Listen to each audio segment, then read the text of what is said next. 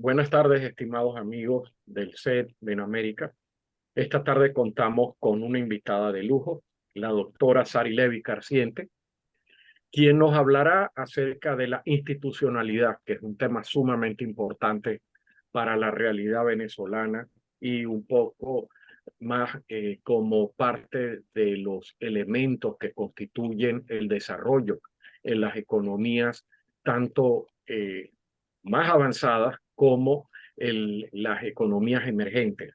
Pero en particular, la doctora Sari, quiero hablar un poco de ella, de sus capacidades, por qué es importante que nos hable sobre la institucionalidad y cuál es la pertinencia de su presencia con nosotros. La doctora Levi es economista, doctora en estudios de desarrollo, con máster en economía internacional y especialista en ciencias administrativas.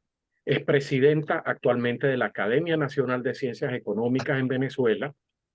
Es docente titular de la Universidad Central de Venezuela, donde fue decana de la Facultad de Ciencias Económicas y Sociales. Fue becaria Fulbright del Centro de Estudios de Polímeros de Boston University y Visiting Scholar del Departamento de Economía de la Universidad de Massachusetts en Amherst. Fue responsable del cálculo y análisis del Índice Internacional de Derechos de Propiedad en Washington y del Índice de Burocracia en América Latina. Coordina el Observatorio de Gasto Público en CEDICE y es parte de la red de consultores, ACCS Consultores. Posee múltiples publicaciones y es conferencista invitada habitual en reuniones académicas y profesionales y consultada por los medios de comunicación. En esta charla conversatorio, la doctora Levi nos hablará y trataremos de buscar respuestas a interrogantes tan críticas como: dentro del avance y el progreso de las sociedades, ¿qué rol cumple la institucionalidad? ¿Cuáles dentro de ellas son las más relevantes en la dinámica económica? Otro tema que es importante es hablar de los objetivos y resultados de la edición del Índice Internacional de Derechos de Propiedad, que es un índice de medición muy pertinente. Entre ellos, cómo se ubica Venezuela dentro de este índice, qué experiencias globales valdría tener presente para el rescate de la institucionalidad económica en Venezuela ante la perspectiva de un posible cambio político. Adelante, doctora Sari. Esperamos entonces la, la exposición y al final tendremos un ciclo de preguntas, consultas, reflexiones y que puede culminar con unas palabras a los asistentes. Adelante. Bueno, ante todo, de verdad, muchísimas gracias por tu gentil presentación, Douglas, y por supuesto, un saludo a todos los que hoy nos acompañan. Mira, no es propiamente una presentación como hablamos, me encantaría que lo hiciéramos conversado porque hay múltiples temas que estoy seguro que la audiencia también podría participar o a través de sus preguntas y vamos sumando en la reflexión, porque es un tema, como tú bien lo has dicho, no solamente importante a nivel internacional, sino particularmente relevante para el caso venezolano en miras a su recuperación, relanzamiento y proyección a futuro, que es lo que todos queremos. Y en ese sentido, empezando por lo que tú me preguntabas sobre la institucionalidad, no son otra cosa que las reglas del juego. No entremos en profundidades digamos, de definición, pero todos entendemos lo que son las reglas del juego en una sociedad, inclusive en cualquier dinámica en la cual podamos intervenir. Pero además es importante destacar que, por lo menos en el plano de la economía, eran sumamente relevantes estos aspectos, sobre todo a los albores del desarrollo de nuestra ciencia, que luego se dieron, que por cierto, nuestra economía nace como economía política y obviamente ahí estaban una serie de otros elementos presentes en las reflexiones que se hacían. Luego ya se llega como a una especie de consenso de la importancia que esto tiene y hasta cierto punto se obvian en el análisis porque se consideran dadas. Y bueno, eso en algún sentido, digamos, fue una pequeña falla que luego se va a ir recuperando con la presencia de los institucionalistas. Bueno, no vamos a entrar aquí en todos los detalles de la evolución de algunas teorías o ramas de las teorías de la economía, pero hoy en día, casualmente, cuando, por ejemplo, nos referimos a los temas de desarrollo ya no están definidos por los resultados. Es decir, no es que estamos hablando si es en la dimensión económica del crecimiento o en la política, la democracia, que son ya, digamos, la conclusión, digamos, sino que hoy en día los verdaderos modelos de desarrollo, los más actuales, lo que intentan es impulsar las capacidades del individuo a partir de las oportunidades. Y esas oportunidades, esos incentivos, esas condiciones, en ello tienen una vital importancia lo que son las reglas del juego. Entonces, digamos que la discusión no es solamente relevante por el caso venezolano, que ya hemos dicho lo relevante que es, pero inclusive es un elemento fundamental a la hora de pensar el desarrollo en nuestras sociedades. Y dentro de la dimensión económica, pues obviamente que hay múltiples, eh, digamos que reglas muy relevantes, entre ellas cuando hablamos de las restricciones presupuestarias, el respeto a las reglas fiscales, la independencia de un banco central que permita un fortalecimiento de la moneda y unas reglas claras en el manejo de la dinámica monetaria y por supuesto, y ahora entro en ella, lo que se llama el respeto a los derechos de propiedad. Y el respeto a los derechos de propiedad no es un asunto que simplemente compete a lo que llamaríamos la propiedad de las cosas, como mucha gente considera que ello es. Todo lo contrario, el tema de la propiedad es mucho más profundo, atañe realmente a lo que es la apropiación de la libertad individual. Y en ese sentido es importante destacar que es considerado un derecho humano y que todo ese planteamiento, digamos, esa evolución filosófica y doctrinaria desde el derecho natural hasta que es concebido en derecho humano, queda plasmado en la Carta de las Naciones Unidas, bueno, previamente en los derechos del hombre y el ciudadano o en la Carta de Virginia, pero digamos más recientemente, digamos en esta época moderna, en el siglo XX, tras la Segunda Guerra Mundial, en la Carta de las Naciones Unidas, en el artículo 17, y también está el artículo 27, ya más asociado a lo que llamaríamos hoy en día la propiedad intelectual, porque se refiere justamente a, digamos, las condiciones materiales, el poder beneficiarse material y moralmente de las creaciones, sean ellas artísticas, científicas, intelectuales, de cualquier tipo. Lo que quiero destacar con esto es que en el momento que esto se plasma en la Carta de los Derechos Humanos, no estábamos hablando de los derechos de segunda generación en los que entran los derechos económicos, estábamos hablando de derechos humanos civiles y políticos. Y es en ese momento cuando se consagra el derecho de propiedad como un derecho humano. Y eso es muy importante porque eso nos demuestra la importancia que eso tiene para la libertad individual. Obviamente, ya entrando en el plano de la economía, no solamente nos resulta, por decirlo de alguna manera, muy relevante para favorecer reglas de juego claras en el tema económico, sino que además que ha quedado evidenciado la cantidad de impactos positivos que ello tiene.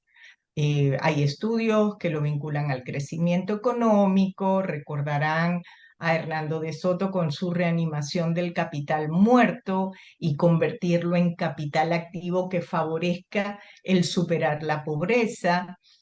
todo lo que tiene que ver también con derecho de propiedad y distintas dimensiones del desarrollo.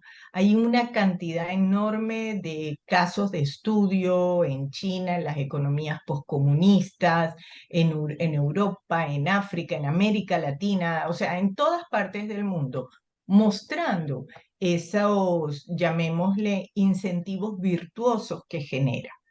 Y además no se circunscribe a la dimensión económica, sino que se expande a lo que llamaríamos la dimensión sociopolítica. Y hay una clara vinculación con el empoderamiento social y político. eh, Inclusive hay una relación entre democracia, control de corrupción y derechos de propiedad. Y también hay una serie de estudios que demuestran que muchas políticas asociadas a la superación de la pobreza, como facilitación del crédito, que tú y yo sabemos que el apalancamiento es un elemento medular, solo tienen sentido y tienen los efectos virtuosos que impulsan si solo si hay robustez en los derechos de propiedad. De lo contrario, terminan incluso siendo contrarios a los efectos virtuosos que tratan de generar. Entonces, cuando hablamos de derechos de propiedad, vuelvo a insistir, no hablamos de la propiedad de cosas, es mucho más allá, es inclusive lo que llamaríamos nuestra vida, nuestro cuerpo, lo que generamos con nuestro esfuerzo intelectual, material, físico, etcétera.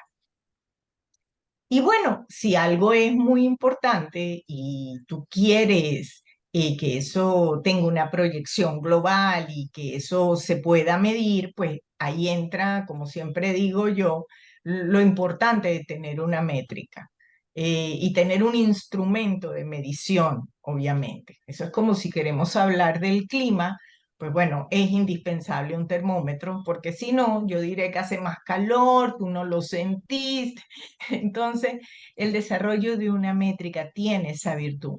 Nos permite un análisis evolutivo y comparativo.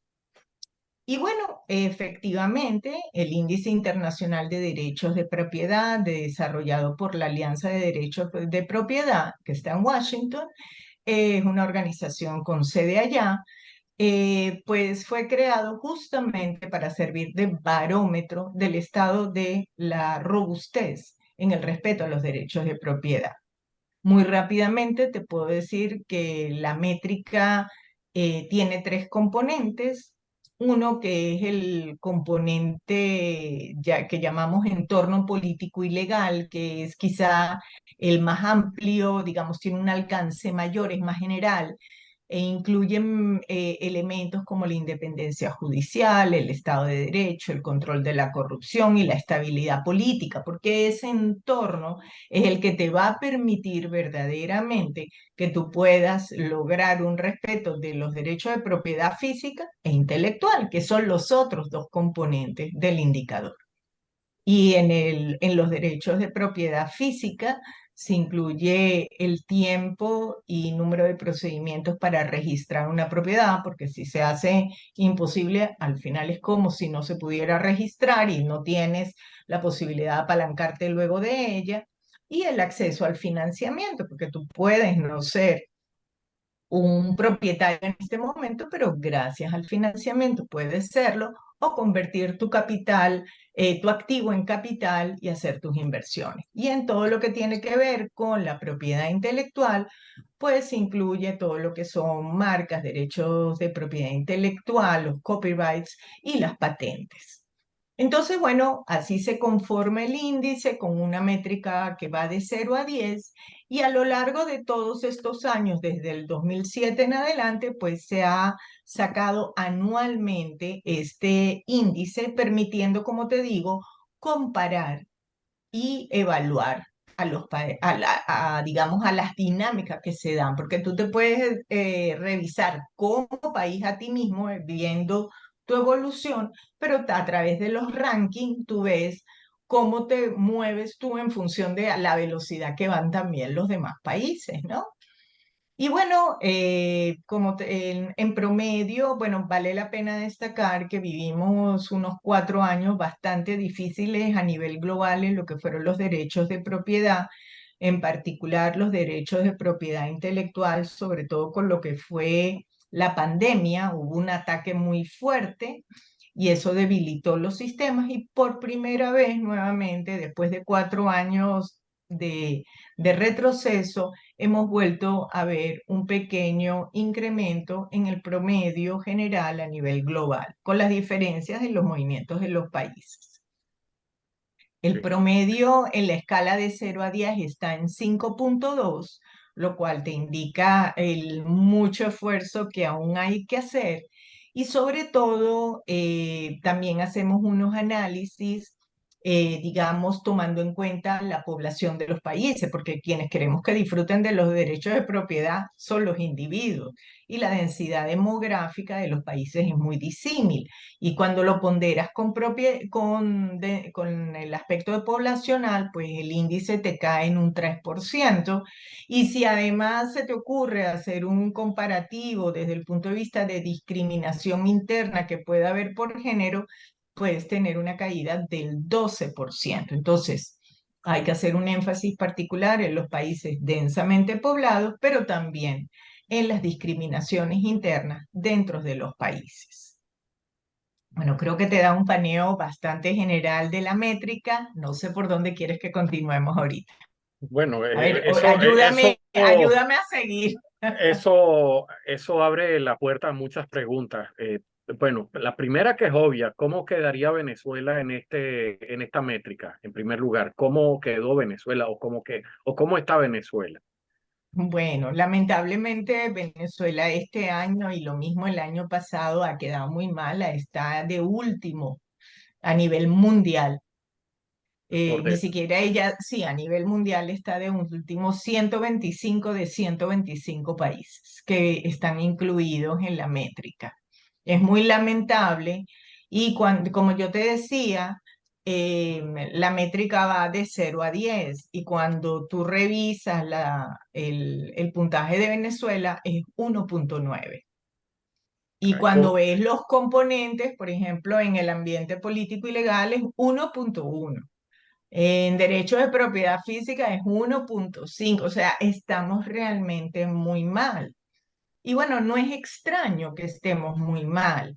Recordemos que nosotros hemos vivido un periodo en estos últimos 20 años bajo el socialismo del siglo XXI, donde se ha arremetido contra la propiedad privada de forma abierta y bueno, todos recordamos los expropiese, pero además una cantidad de confiscaciones, expoliaciones en general, y es natural que por cierto, no solamente han afectado a la propiedad física, también a la propiedad intelectual. Han habido infinidad de ataques también a la propiedad intelectual y bueno, lamentablemente eso hace que cuando tú revisas las estadísticas, pues bueno, no hay registros de patentes en Venezuela, ni de copyright, ni nada de eso, porque, bueno, naturalmente la gente tiene temor a que no se le respeten sus derechos. Y en el caso de la propiedad física, pues bueno, además de esos ataques que se vivieron fuertemente en otros momentos, también sabemos lo que son los registros de la propiedad en el país, lo complejo que se hacen y también lo que ha sido la dificultad para el acceso al financiamiento, que son variables que se consideran en la métrica. Y bueno, todo eso conspira para que naturalmente la situación de Venezuela sea muy negativa. hay otra pregunta que creo que vale la pena hacer en esto. A nivel de comercio internacional, las reglas de la Organización Mundial de Comercio han venido evolucionando, si se quiere, porque ya se han generado como una especie de dos bloques o dos grandes bloques a raíz de todo esto que está pasando a nivel de geopolítica, donde hay un componente de tecnología, de uso de tecnología, derechos de propiedad, incluso estamos hablando del bloque chino contra el bloque norteamericano, todo lo que tiene las implicaciones del uso de la alta tecnología. O sea que en último caso, quienes están imponiendo las reglas de comercio son las multinacionales, quienes otorgarían el derecho de uso y de acceso a su tecnología porque tienen implicaciones de seguridad y defensa obvias.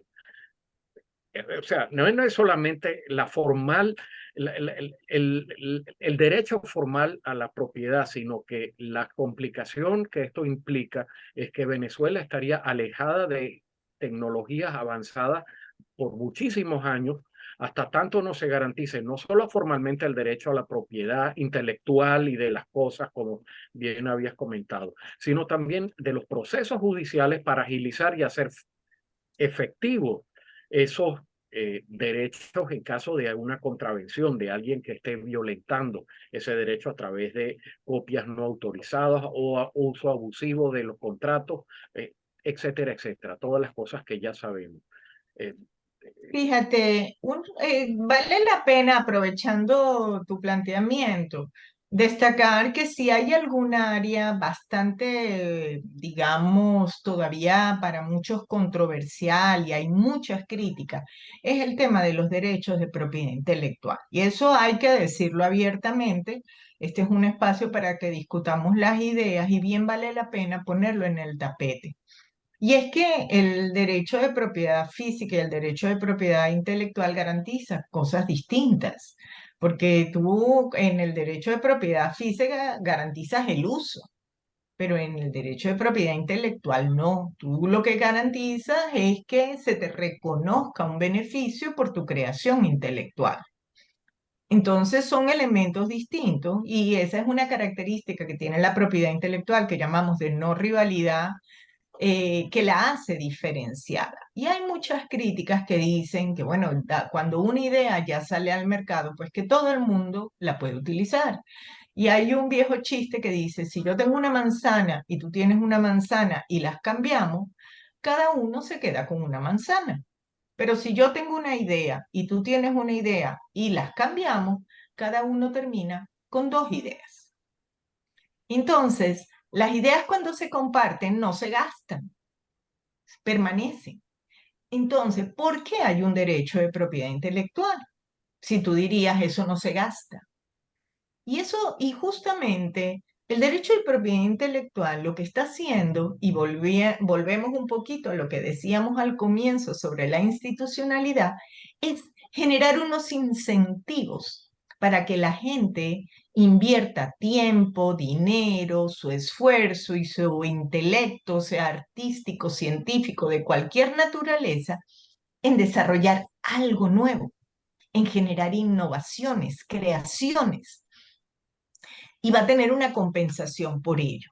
¿Qué pasa cuando esa compensación desaparece? Bueno, pues basta recordarnos lo que pasaba en épocas como en el medioevo, que todas las creaciones o innovaciones se guardaban en secreto, porque lo que no se quería es que el otro se lo copiara de gratis. En cambio, la ventaja que esto tiene es que te impulsa a difundirlo. Y entonces es por eso que también hemos logrado vivir en un tiempo de aceleradas transformaciones tecnológicas, creaciones e innovaciones. Y muchas veces cuando hablamos de propiedad intelectual, pues pensamos en las grandes farmacéuticas o las tabacaleras en algún momento o las grandes compañías de software. Pero yo quiero ponerlos en, digamos que pensemos también en cada uno de nosotros, porque aquí hay muchos académicos a los que sabemos que poco se les remunera su calidad, su propiedad intelectual, cuando desarrolla ideas o las plasma en libros o en documentos de diferente naturaleza. O aquellos jóvenes que invierten horas enteras desarrollando un apps que luego nos van a mejorar la vida muchísimo, pero entonces no queremos compensarlo. Yo he tenido la oportunidad, gracias a las presentaciones del Índice de Derechos de Propiedad Intelectual, de conocer gente de verdad maravillosa en cualquier parte del mundo. Jóvenes que te decían, mira, yo les cuento un caso. Estábamos en Indonesia y un chico había inventado algo porque según como él lo planteaba era una maravilla porque era de muy bajo costo, ayudaba digamos a purificar el agua, que era un problema muy grande para los niños en ciertas zonas rurales, etcétera. Y él se pasó años intentando patentarlo en Indonesia. Y era tan difícil que no pudo. Simplemente, como digo yo, cruzó la frontera, se fue a Singapur, lo patentó y se lo pagaban las empresas de Indonesia. Entonces él decía, no puedo entender que yo no lo pude patentar en mi propio país. Y ahora me están pagando como una patente internacional la compensación. Entonces, nosotros expulsamos a esas personas creativas e innovadoras de nuestros espacios nacionales cuando no le incentivamos su creatividad y no le protegemos sus resultados. Entonces, también luego entonces ahí está la discusión por cuánto tiempo se debe dar una patente. Y sobre todo en el espacio médico, esto es una discusión muy grande, déjeme decirle, y nada baladí, porque con la salud no se juega. Y estamos hablando de millones de seres humanos. Bueno, Claro, yo también ahí en ese caso diría que la mejor forma de que eso dure menos es que haya más innovaciones. Porque ¿cuándo caduca una patente verdaderamente? Cuando ya hay algo que lo supera. también Así de sencillo. hay otro componente que lo que comentas lleva también a otra consideración. Siempre hemos pensado que la invención puede venir de una mente privilegiada, un genio, pero el grueso de la innovación viene a través del trabajo en equipo, equipos Sí. multidisciplinarios a través de varios países. ¿Qué correlación encontraste dentro del índice de propiedad y los países que están involucrados en los niveles más altos de calificación de estos índices? A partir de esta dinámica es que pienso que justamente las mayores innovaciones se dan en países que colectivamente adoptan eh, estándares conjuntos, formas de trabajar conjuntas, el manejo de la información, la creación del conocimiento, sobre todo la dinámica de generación de conocimiento, que es fundamental para este tipo de tecnología cutting edge, como diríamos en Estados Unidos. Es así Pues como, sí, sí, sí es así, pero quisiera decirte una cosa, es decir, también hemos encontrado que, bueno, respondiendo directamente para irnos al punto, hemos encontrado que definitivamente la robustez de los derechos de propiedad es parte indiscutible de lo que nosotros llamamos el circuito virtuoso o el ecosistema virtuoso de una sociedad. Cuando este año nosotros utilizamos, si mal no me acuerdo, eran 17 variables, algunas son variables, algunos son índices complejos para hacer correlaciones. Como tú bien sabes, las correlaciones no nos refieren causalidad, exacto, sino copresencia, es decir, son parte de un mismo ecosistema. Y eso es muy importante, y al igual que una innovación no emerge de una sola persona y se requiere un circuito, un ecosistema también innovador que lo impulse y le permita a la innovación incluso llegar al mercado y a satisfacer necesidades. Pues de igual manera, los derechos de propiedad son parte de una serie de dimensiones que llamaríamos virtuosas de vida en sociedad. Tiene altísimas correlaciones con el Producto Interno Bruto, independientemente de cuál es el nivel de Gini que presentan los países, también con la inversión, con el capital de riesgo, que también es muy importante para el desarrollo de la innovación, con la complejidad económica, porque no es lo mismo producir un producto de bajo valor agregado que de alto componente exacto. tecnológico. Y uno de los elementos que nos llamó, que siempre nos llama la atención, es la alta correlación que tiene con emprendimiento. Entonces, si tú quieres que hayan emprendimientos y que no sean simplemente de subsistencia, tú tienes que garantizar derechos de propiedad, pero también con las dinámicas sociales. O sea, nosotros vimos una correlación perfecta, negativa, por supuesto, con impunidad. Es decir, los países con altos derechos de propiedad, con robustez de derechos de propiedad tienen baja impunidad, alta correlación con la movilidad social, con lo que llamaríamos el índice de pasaporte. ¿Y por qué hacemos eso? Porque a nosotros nos gusta saber cómo es esa dinámica global de las personas en el modelo de vida del siglo XXI. Pero además también alta correlación con capital social y hasta con filantropía. Entonces son cosas de la dimensión social que a veces la gente no piensa que tengan vínculo y definitivamente lo tienen. Y tú me podrías decir, bueno, estos son cosas del presente, pero ¿cómo serán los derechos de propiedad visto en la sociedad del futuro?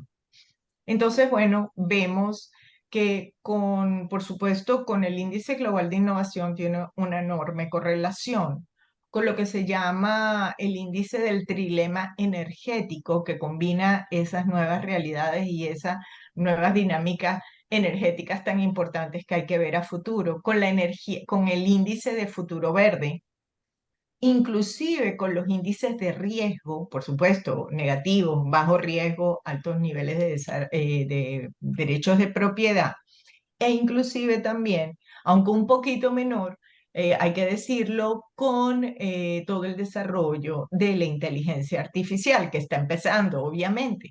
Pero en todas ellas hemos encontrado realmente unas correlaciones realmente importantes. Y cuando inclusive tú le dices a los países que tú lo empiezas a agrupar solamente por derechos de propiedad en clúster, y luego entonces le pones niveles de desarrollo, ¿cómo es que se llama? Niveles de ingreso, el nivel de avance en las sociedades, etcétera. Bueno, tú te das cuenta que es uno de los elementos que estructuran las dinámicas internas en las sociedades. Entonces, lo que estamos diciendo que es una regla de juego básica que genere incentivos virtuosos y que se hace parte de sociedades prósperas que miran al futuro, tratando de promover calidad de vida a sus ciudadanos. Esas fueron las variables que encontramos este año, pero en años pasados inclusive hemos hecho correlaciones con democracia, con participación electoral. Es decir, que hay muchos elementos a los que se van conformando circuitos de bienestar para las sociedades, en lo que los derechos de propiedad definitivamente es muy importante. Entonces, claro, viendo la situación, ya no solo económicamente, que tú y yo podemos estar horas hablando aquí, sino específicamente en este tema, nada más que con considerar la variable derechos de propiedad, pues es mucho el esfuerzo que hay que hacer en su rescate para que se convierta en uno de esos pilares que favorezca las dinámicas económicas y sociopolíticas. Démonos cuenta que cuando nosotros tenemos robustez en los derechos de propiedad, pasaría a ser como bajar los costos de transacción, porque existe una regla de juego clara en la dinámica económica. Entonces hay mayor claridad de por qué invertir y tú puedes extender tu horizonte temporal, cosa que en entornos tan inciertos y tan frágiles y volátiles como los nuestros, se acortan y no se logran todos los beneficios sociales necesarios de la propia inversión económica. No sé si con Giovanni, eso más o menos. yo a este Sí. punto quiero abrir el compás para comentarios, preguntas de los demás asistentes. Yo tengo muchas preguntas, pero no quiero monopolizar la conversación. Adelante, Gonzalo. Sí, estás entrando en el tema de mi pregunta, Sari, y felicitaciones porque el tema de la propiedad siempre me ha gustado, me interesa mucho. El, ah, el Estado venezolano, por derecho constitucional histórico desde la época en la corona, es propietario del subsuelo. El Sí. venezolano es solo propietario de la superficie. Eso genera un problema de derecho de la propiedad y el derecho a ser emprendedor. El Estado cae en la tentación de ser el empresario que va a manejar esa propiedad. Porque dice, bueno, yo quiero ejercer esa propiedad. Hay dos formas de ejercerla, o lo pone como emprendedor o la administra como concesión y como estímulo. Esa es la primera parte de mi preocupación, pero ahorita estás entrando en la segunda parte de mi preocupación, que es que el Estado tiene dentro del concepto de Estado obligaciones fundamentales. En resumen, casi siempre se habla de la educación, la salud y la seguridad. Entonces, sobre estas obligaciones del Estado, quizás se genera hasta un derecho de propiedad de ejercerla. Y entonces el Estado dice, la educación tengo que hacerla yo o la medicina la tengo que hacer yo porque hay mucho abuso, hay muchas cuestiones y se cae en un extremo que es el Estado emprendedor, que lamentablemente por definición no es un Estado productivo. O sea, la empresa del Estado no es productiva porque van primero las variables sociales, y que es lo que tú estabas entrando ahorita, y las variables políticas. Y después viene la variable productividad, rendimiento de ese emprendimiento, de esa propiedad, el gerenciar esa propiedad. Entonces, mi pregunta o mi inquietud, ¿en dónde podemos ubicar la frontera entre lo racional que el Estado dentro de sus obligaciones y de su propiedad debe ejercer y en dónde el Estado debe de estimular para que los ciudadanos sean los que ejerzan la propiedad vuelvo al comienzo, la propiedad del subsuelo? Bueno, mira, la discusión sobre los recursos naturales y lo que llamamos a veces los derechos difusos sobre los mismos es toda una beta de investigación. Es decir, eso le estamos dando el título, pero por esos ríos han corrido tinta por toneles. Y a lo que voy es que no es, digamos, no cabe duda que cuando hay derechos difusos de propiedad, cuando son difusos, se generan complejidades que luego en muchos casos generan pérdidas que van mucho más allá de lo económico. Son pérdidas propiamente sociales. Y en ese sentido, también quisiera señalar, y esto vinculándolo un poquito con la siguiente, ocurre también con lo que llamaríamos los bienes públicos. Y la salud, la educación son bienes públicos.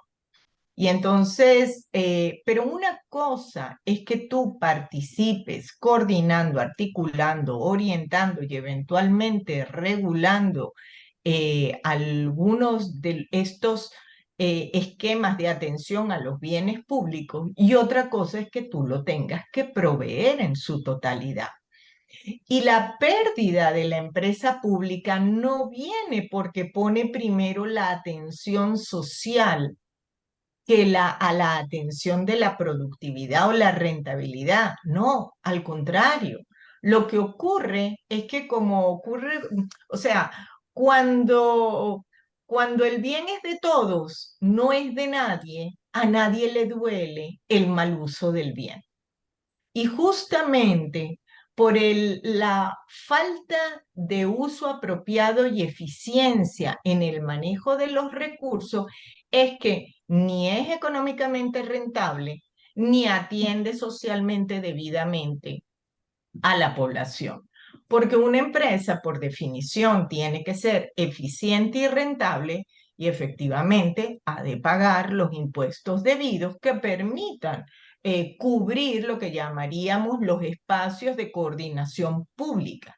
Lo que sí quisiera destacar es que esto no es una lucha del mercado contra el Estado, es la coordinación adecuada del mercado y el Estado. Es decir, tú puedes perfectamente como Estado establecer reglas claras de funcionamiento y de atención en algunos servicios básicos y bienes públicos, y perfectamente la provisión puede ser privada y eficiente. Y te puedo asegurar que va a ser mucho más eficiente y serán mucho mayores sus beneficios sociales al ser eficiente. Entonces, la verdadera atención social se puede generar adecuadamente con una vinculación con las llamadas alianzas público-privada, gestión privada de espacios que puedan ser públicos, es decir, existen infinidad de combinaciones y pareciera que solamente conocemos los extremos de un degradé enorme. Pero lo que sí quiero insistir es que no es Estado o mercado, sino Estado y mercado, cada uno en lo que sabe hacer y debe hacer. ¿Alguien más quiere intervenir? ¿Quiere preguntar? Bueno, yo sí tengo una pregunta que hacerte. Yo de alguna forma sé que como presidenta de la Academia de Ciencias Económicas, ustedes han estado de alguna manera interactuando también con el equipo de María Corina. Eh, no quiero que esto sea una pregunta que determine una respuesta así eh, muy blanco y negro, pero ¿qué has podido percibir en el equipo económico, en el equipo de asesores económicos de María Corina Machado en cuanto a la actitud que tendrían hacia el nivel de intervención del sector público, partiendo un poco de esa premisa que dejaste hace poco? Mira, es un poco injusto que me hagas esa pregunta y me digas cuál es tu apreciación de cuando soy parte de. Así que no Te, te, te pretendo lo, te decir que lo de- veo desde afuera te- estando dentro. Sería irrespetuoso con el bueno, te lo público. dejo a tu entera discreción, por eso fui muy cuidadoso en formular la pregunta. Sé que Y no es la fácil. verdad, no, al contrario, es un placer, digamos, es un equipo con profesionales del más alto nivel a quienes respeto muchísimo y a su vez el planteamiento que ella ha tenido siempre, María Corina ha sido muy clara en el tema de la propiedad privada, del tamaño debido del Estado, de establecer dinámicas en el mercado que sean promotoras de creación, de inversión, etcétera. Es decir, aquí no estamos diciendo, no hay nada, no hay ninguna carta escondida, todo se ha dicho abiertamente y son planteamientos que los llevamos diciendo, bueno, tú y yo lo hemos discutido en infinidad de ocasiones, de cómo se han establecido una cantidad de controles, regulaciones, que han hecho imposible producir en el país.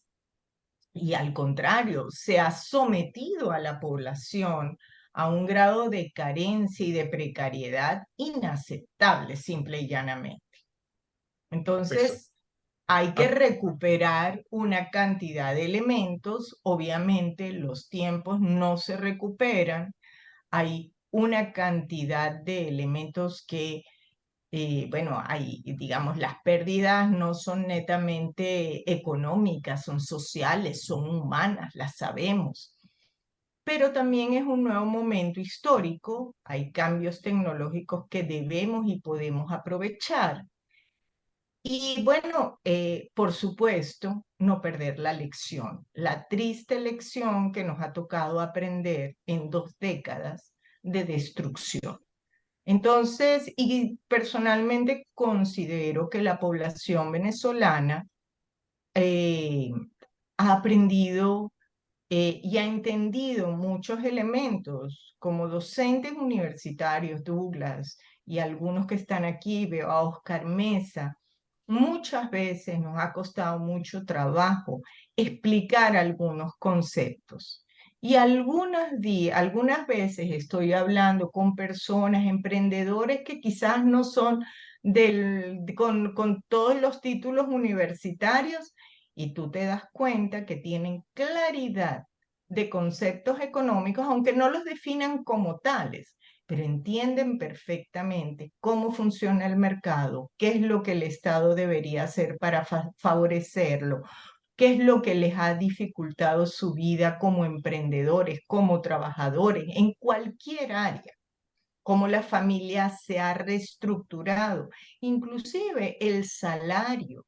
El empleo fijo dejó de ser relevante para la familia y tuvo que buscar un emprendimiento. Y los emprendimientos no son sino otra cosa que ser un empresario. Que sea más chiquito es otra cosa, pero no dejas de ser tú tu propio empresario. Tú tienes que crear tu producto, cualquiera que él sea, lo tienes que llevar al mercado, tienes que saber tasar su precio y tienes que ver que ese precio te permita no solo vivir, sino mantenerte en el mercado. Toda esa dinámica económica que puede parecer muy sencilla, que antes era, no, que el señor del comerciante es el malo de la partida que sube el precio. Pero resulta que lo entendimos todos los ciudadanos venezolanos y entendemos, bueno, que hay condiciones que hay que pagar, que el precio más elevado de un producto es de aquel que no existe. Lamentablemente vivimos décadas de unos periodos muy fuertes de hiperinflación, vivimos lo que es la escasez y todos esos elementos, bueno, y seguimos viviendo la escasez, ¿no? Pero, digamos, hemos tenido etapas muy, muy rudas y bueno, hay mucha familia venezolana que mantiene, digamos, unas condiciones de vida hoy en día muy difíciles y que hay que atender. Y el que nosotros estemos conscientes de que hay que ir a renegociar la deuda, etcétera, no nos hace olvidar que simultáneamente lo primero que hay que atender es esa emergencia humanitaria que vive la familia venezolana. Entonces, la atención de un país en las condiciones tan críticas como las que está Venezuela exige un esfuerzo multidimensional. ¿No va a ser fácil? No, no lo va a ser, pero es perfectamente posible. Y yo debo decírtelo, quizás el 22 de octubre fue para mí la gota que me permitió reconocer que no solamente es posible, sino indispensable. Sería imperdonable no hacerlo porque hay una población que quiere, está dispuesta y no ha tirado la toalla. Al contrario, está ahí, atenta a los cambios que el país merece y ellos quieren participar en eso. Entonces, como diría nuestra querida amiga, hasta el final. ¿Cómo Bueno, se puede hacer con esta variable y las características del ser del venezolano? Fuimos educados desde la época de la monarquía a recibir. Y todo el mundo dice, el Estado me tiene que dar y estoy esperando que me den. Y bueno, eso se puso en extremo en los últimos 23 años, el Estado me tiene que dar todo, pero no es nuevo. O sea, el venezolano siempre ha estado esperando, el venezolano común, o sea, el pueblo, la gran mayoría de la gente están esperando que el Estado me dé, en lugar de pensar en cómo voy a hacer yo para producir, cómo voy a hacer yo para generar riqueza, generar bienes y que me las reconozcan, que regresamos al derecho de la propiedad, que me reconozcan lo que yo he producido, ¿no? Y yo siempre menciono el caso de que tiene un carrito perro caliente y después progresa y vende sus comidas en una ventana al estilo americano y después progresa y tiene un restaurancito. Pero ¿cuánta gente ha pasado del carrito perro caliente a tener un restaurante? Bueno, mira, yo te diría que lo primero, eso de que estamos acostumbrados a recibir, fue una relación que resulta de un rentismo y un populismo, un rentismo económico y un populismo político que lamentablemente se sembró a lo largo de todo el siglo XX. Yo no me atrevería a llevarlo hasta la época de la colonia, pero en todo caso yo me centro en el siglo XX. Pero el siglo XXI nos ha mostrado otra dinámica venezolana, otra sociedad, otra generación con otras realidades. Porque como te decía, ese sueldo ya no servía para nada. Entonces la persona tuvo que inventarse y evaluar qué podía hacer. No todo el mundo tiene el mayor de los éxitos, pero también hay que reconocer que los emprendimientos que surgieron en este entorno tan adverso, pues han tenido que superar escollos nada sencillos. Es muy fácil tener éxito cuando todo te apoya, pero es que aquí has tenido todo en contra y has tenido que salir adelante. Entonces yo creo que definitivamente, vuelvo a insistir, hay lecciones aprendidas. Por otro lado, cuando hablamos de institucionalidad y volviendo a la parte inicial de nuestra charla, normalmente pensamos en leyes, reglamentos y cosas por el estilo, pero hay una institucionalidad blanda que atiende a elementos culturales como los que tú has señalado, que normalmente decimos que no cambian con tanta facilidad. Sin embargo, y esto lo quiero poner dos ejemplos,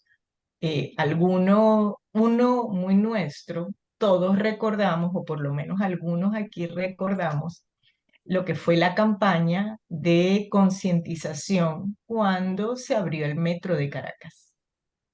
Así es. Y había un ciudadano que actuaba de una manera sobre la superficie y era el ciudadano perfecto al bajar la escalera al metro de Caracas. Es decir, que el mismo ciudadano en un entorno que tenía una institucionalidad distinta, porque tú recordarás que si tú corrías, te mandaban a parar. Si tú entrabas con un radio, como se acostumbraba en aquella época, todo volumen te lo mandaban a apagar. Entonces se generaba un funcionamiento distinto. Y aquí vuelvo a insistir en la importancia de las reglas del juego para generar incentivos virtuosos. Pero también hay personas, cualquiera de nosotros, aquí manejamos como locos, y si nos vamos a otro país donde se respetan las leyes, pues respetamos el semáforo. Y tú puedes agarrar al ciudadano del país nórdico más responsable del mundo, y si tú te lo llevas a las playas del Mediterráneo, te aseguro que se emborracha, maneja y choca. En otras palabras, el entorno institucional sí marca comportamientos y no necesariamente tarda tanto en cambiar. Me gusta eso, me gusta ese optimismo, ese planteamiento de que sí es rescatable la sociedad para que sea productiva. Totalmente. Además, yo creo que nuestra sociedad tiene mucho que mostrar y mucho que dar. Bueno, como una cruel ironía, yo creo que estos últimos 20 años han sido una clase magistral bastante dura. Mucha gente entendió que las cosas no son gratis, todo requiere esfuerzo. Ya se quitó un poco la pátina de dinero que otorgaba la renta petrolera. Van a tomar generaciones antes de que volvamos a tener algo, si es posible que se pueda regenerar en alguna forma, esto dependiendo de las iniciativas y cómo vayan a evolucionar los hechos. Pero yo sí creo que el venezolano ha tenido la oportunidad de aprender en la práctica cómo se manejan la, una economía y cómo puede eso traducirse en cambio en su comportamiento.